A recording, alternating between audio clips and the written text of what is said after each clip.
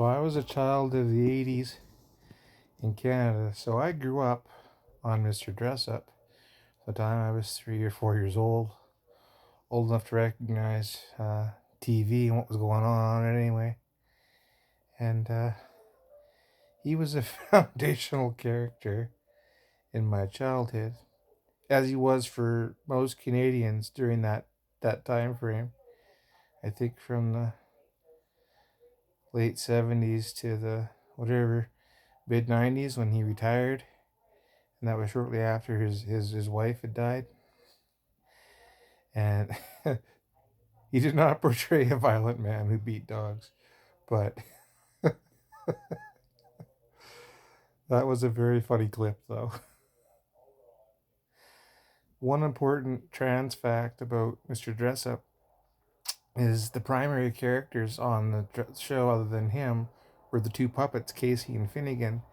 And Casey was intentionally non binary or gender fluid, if you will. And the creator who made Casey, the puppeteer, they wanted every child to know or to think of Casey as a boy or a girl, depending on who the child was watching the show. So whenever a child would ask the puppeteer, is Casey a boy or a girl, they would say yes to whichever one they thought, whatever the child thought. If the child was a boy, the child thought Casey was a boy. If the child was a girl, the child thought Casey was a girl. And that was on purpose.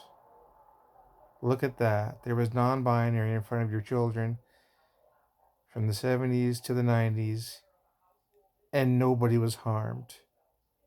And everybody had a good time and felt acceptance and inclusion, which is what we want for all our children.